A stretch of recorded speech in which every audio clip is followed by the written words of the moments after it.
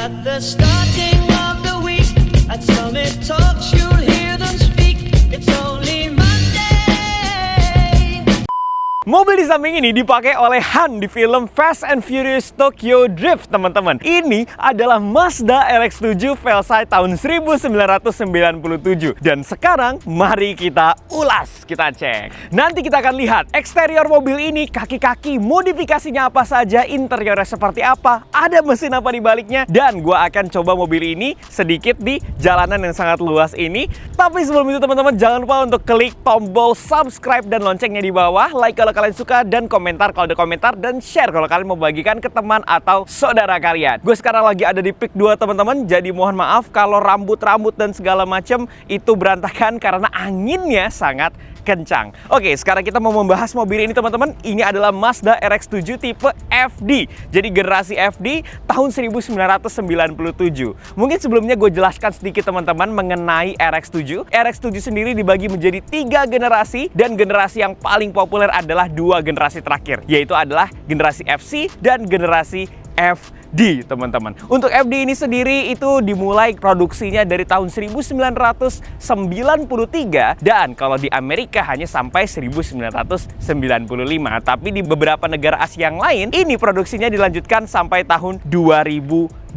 Jadi mobil ini sebenarnya masih bisa dikategorikan sebagai mobil tahun 2000, teman-teman, di beberapa negara di Asia. Mazda RX-7 ini teman-teman terkenal sebagai mobil sport asal Jepang yang lightweight, nimble, dan mesin rotari 2 rotor. Tenaganya cukup, tidak terlalu besar, tidak terlalu kecil, dan yang pastinya mobil ini enak untuk dipakai nikung di jalan-jalan kecil karena dia itu lightweight dan nimble. Beratnya, teman-teman, dalam kondisi standar RX-7 itu hanya punya berat 1,2 ton. Dengan mesin bertenaga 250 horsepower dan transmisi manual, ini mobil sangat fun and lightweight untuk dikendarai. Tapi teman-teman, mobil yang di samping gue ini sebenarnya sudah tidak memakai mesin rotari, meski nanti kita akan bahas ke sana. Tapi sebelumnya kita bahas dulu tentang eksteriornya teman-teman. Ini adalah eksterior yang sangat ikonik ya, karena ini dipakai oleh Han lagi-lagi di film Fast and Furious. Ini adalah body kit Velosyte Fortune. Namanya adalah Velosyte Fortune, teman-teman. Ini body kit itu merubah banyak hal sekali dari Mazda RX-7 ini. Mulai dari bumper depannya, teman-teman, lampunya, hoodnya, fender kanan kiri depan, kemudian pintunya, side skirtnya, bahkan belakangnya, teman-teman ya, fender kanan kiri, kemudian buritannya, spoilernya diganti semua. Dan bahkan tercantum di websitenya Velosyte, yang tidak diganti oleh Velosyte hanyalah si atap ini, teman-teman. Itu aja bagian atap. Ini untuk ngomongin eksterior ya. Jadi sebegitu masifnya perubahan dari body kit Velosyte ini. Makanya kalau kalian lihat sebenarnya, kalau ini tidak ada di film Fast and Furious, teman-teman, kalian bisa bayangkan mobil ini tuh tidak mirip dengan RX-7. Sangat berubah total. In fact, teman-teman, mobil ini itu berubah lebarnya itu hampir 8 inch atau sekitar 20 cm. Jadi mobil ini jauh lebih lebar dibandingkan RX-7 aslinya. Dan itu adalah isu yang biasanya dipunyai oleh owner-owner RX-7 Velosyte, karena mereka harus mencari kaki-kaki yang jauh lebih lebar untuk ngebuat ini semua fit. Karena sangat lebar sekali body kitnya, teman-teman. Nah, gue pengen recall sedikit, teman-teman. Kalau RX-7 yang punya body kit ya, white body segala macam, memang dia itu terlihat menyamai supercar. Dimensinya lebih besar, ya kan? Lebih pendek, termasuk dengan Velosyte ini. Ini gue kasih contoh-contoh beberapa body kit Mazda RX-7, teman-teman. Nah, kemudian Mazda RX-7 yang di samping gue ini, teman-teman, itu sudah dicat lagi, dan dicatnya disamakan dengan color scheme-nya di mobilnya Han, Mazda RX-7 Velosyte yang Tokyo Drift ya. Tapi di bagian depan sini, teman-teman, kalau misalkan di beberapa RX-7 Velosyte itu dia pakai penutup plastik ya, atau penutup kaca untuk headlampnya gitu ya. Ini itu dibiarkan telanjang seperti ini, dan dia pakai carbon fiber. Ini sentuhan yang cukup oke. Dan ini logonya diganti sama yang punya Velosyte, teman-teman. Jadi udah bukan logo Mazda lagi. Hoodnya lihat udah berbeda ya. Di sini sangat pendek sekali bumper depannya dan sangat lebar lagi-lagi. Kemudian bagian samping sini kalau kalian lihat di balik fender ini ada semacam wing ya. Jadi ini bolong, teman-teman, di sini menunjukkan seberapa lebarnya body kit ini keluar dari body aslinya RX-7, dan itu termasuk ke bagian fender belakang ini. Wah, luar biasa ini. Dan kemudian di belakang teman-teman, ini sangat ikonik sekali terhadap Mazda RX-7 Velocyte karena bagian belakang ini mungkin memang nggak semua orang itu akan setuju kalau mobil ini lebih cantik dibanding yang standar. Kalau untuk bagian depan Velocyte emang keren banget, tapi untuk bagian belakang ini bukan favorit semua orang. Karena desainnya itu benar-benar berubah. Mobil ini jadi lebih panjang. Kemudian ini flat saja seperti ini dan ada spoilernya, ya kan? Di sini stop lampnya pun berubah, ada diffuser, ada knalpot. Bahkan di sini itu split dua seperti ini teman-teman nih bagian belakangnya nih. Dan ini semuanya adalah kombinasi body kit yang bisa dibilang ekstrim. Nah, ngomongin body kit dari Velocyte teman-teman, itu harganya di sekitar 2 tahun yang lalu itu sekitar 20.000 USD. Barusan teman-teman gue cek di websitenya di Velocyte itu harganya sekitar 2.700.000 yen.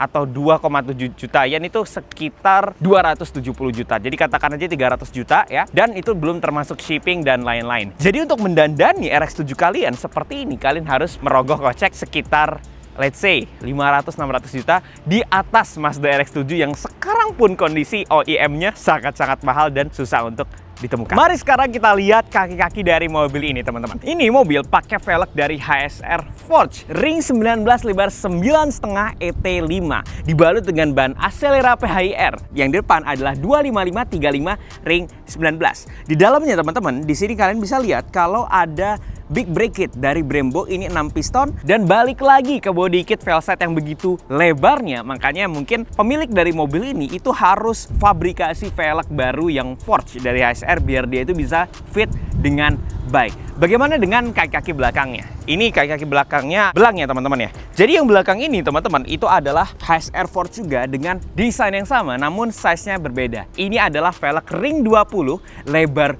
12 ET40 dan bannya teman-teman itu pakai Accelera PHI 2 305/30 ring 20. Ini adalah velg dan ban yang sangat-sangat besar ya, ring 20 ya. Tapi balik lagi, isunya adalah fendernya yang begitu lebarnya.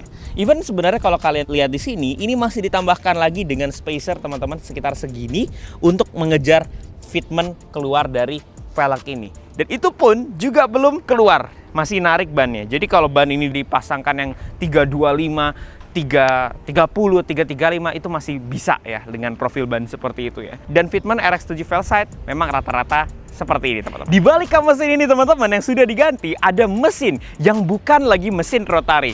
Teman-teman jangan kabur dulu karena ini mesin sama uniknya dan gue pengen jelasin mengapa yang punya itu mengganti dengan mesin V8. Ini adalah mesin LS1, mesin yang diproduksi oleh General Motors ya, yang memproduksi Chevrolet dan kawan-kawannya.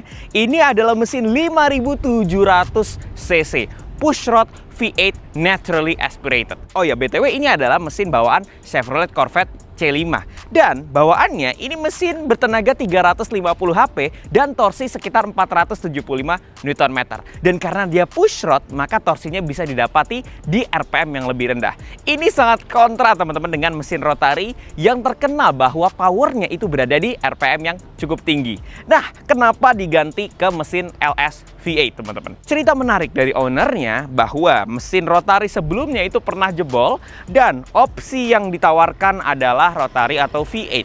Namun setelah menghitung-hitung kalkulasi, secara value teman-teman akan lebih masuk akal untuk mengganti dengan mesin LS V8 seperti ini dibandingkan dengan mesin rotary. Ya meskipun kita kehilangan khasnya dari Mazda RX-7, tapi demi mobil yang masih bisa dipakai untuk di jalan-jalan gitu ya, ini adalah opsi yang menurut gue sih sebenarnya masuk akal juga. Nah, di luar negeri sendiri teman-teman, mesin ini pun juga sudah di-swap ke banyak sekali mobil-mobil ya. Termasuk dengan RX-7 ini yang punya juga kit untuk nge-swap engine-nya gitu. Nah, mesin ini teman-teman kemudian ditambahkan open air intake, kemudian di sini ada cover carbon fiber dan perintilan-perintilan lain. Yang penting mobil ini masih bisa ngeceng dan pastinya juga kencang dong dengan tenaga segitu ya. Transmisinya masih 5-speed manual teman-teman. Ini meskipun dibilang murtad tapi menurut gua nggak apa-apa, masih bisa kita jalaninkan dan masih terasa oke lah ya. Oh ya, BTW mesin ini juga dibuat oleh XS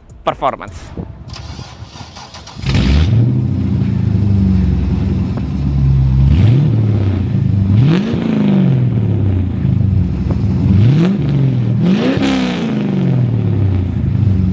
Oke, di balik tailgate belakang ini yang terkenal juga dengan kaca split 2, teman-teman. Ketika diangkat, ternyata mobil ini sudah dimodifikasi dengan perangkat audio full system.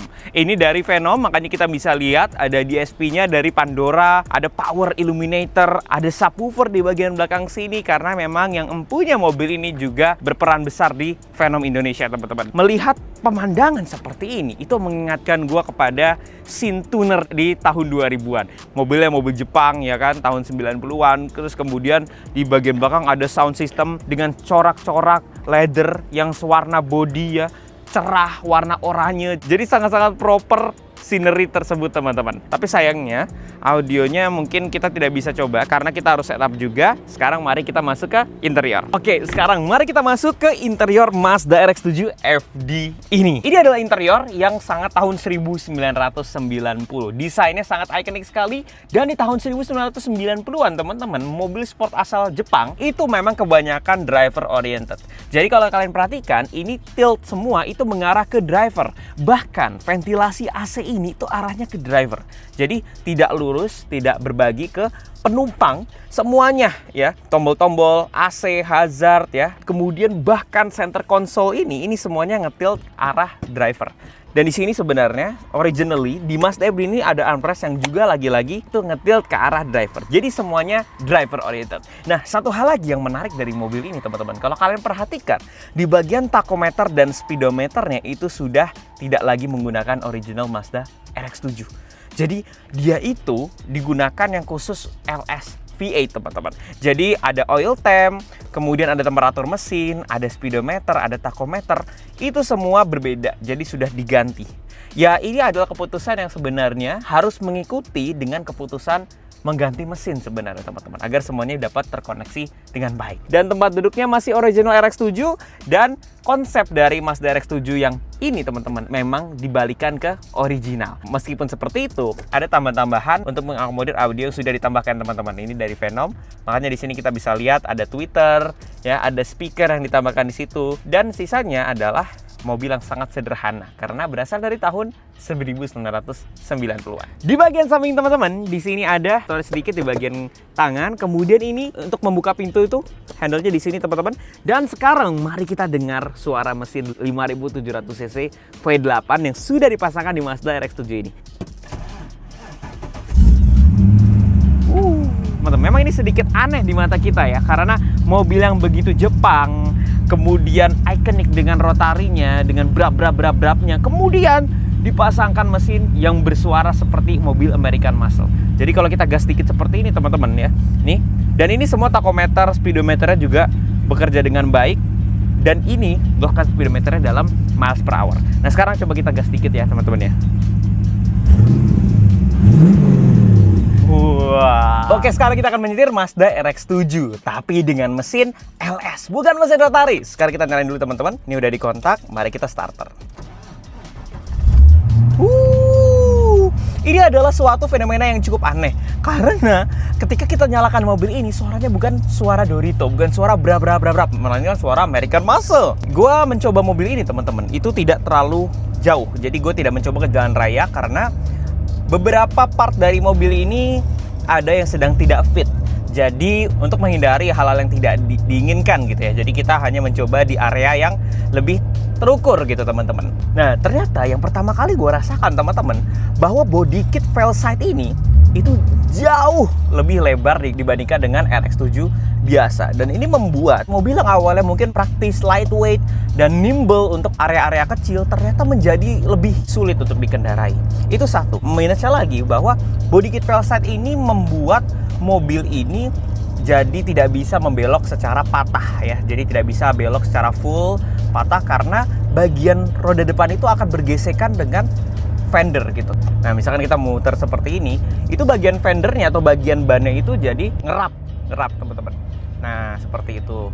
Dan kondisi mobil ini juga tidak menggunakan AC.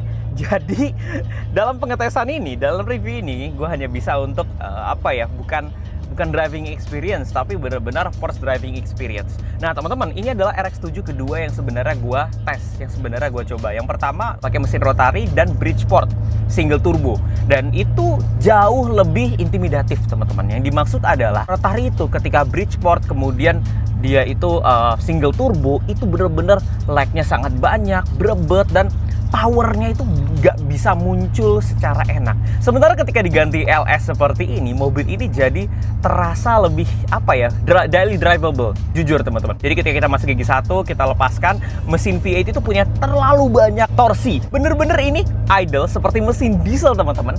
Terus kita bisa lepas koplingnya dan mobilnya langsung jalan.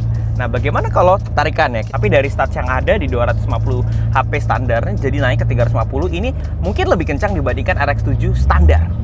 Tapi kalau dibandingkan dengan RX-7 yang sudah Bridgeport dan segala macam ya, mungkin mobil ini tuh semuanya torsi mobil ini. Tapi kalau dibandingkan dengan RX-7 yang kasarannya RX-7 sudah Bridgeport single turbo, ya mungkin mobil ini tidak sekencang itu. Balik lagi, yang unit yang gue coba ini teman-teman memang benar-benar unit show. Tapi minusnya dia tidak terlalu JDM dan dia sangat ikonik dengan body kit Velsat-nya itu. Oke, itu saja first impression dari mengendarai RX-7 Velsat V8 ini teman-teman. Mungkin suatu saat kita akan mencoba RX-7 yang lainnya. Itu dia rasanya Mazda RX-7 Velsat Fortune ini teman-teman. Sepertinya mobil-mobil kayak gini sudah menjadi unicorn di Indonesia. Ternyata setelah melihat luar dalam, ini mobil cantik sekali, apalagi dilihat dari luar. Meskipun mobil ini lebar, mobil ini cukup tua, tapi masih pantas untuk dijadikan icon, apalagi dari Fast and Furious, dari Han Tokyo Drift. Kalau kalian suka review seperti ini, jangan lupa untuk klik tombol subscribe, jangan lupa like juga kalau suka, ada komentar, tulis di kolom komentar, dan jangan lupa bagikan ke teman atau saudara kalian dengan fitur share. Kalau kalian ingin melihat review-review singkat, kalian juga bisa mengunjungi sosial media gue yang lain di Instagram dan juga TikTok @Raffi Tahumam. Itu saja, Raffi Tahumam signing out.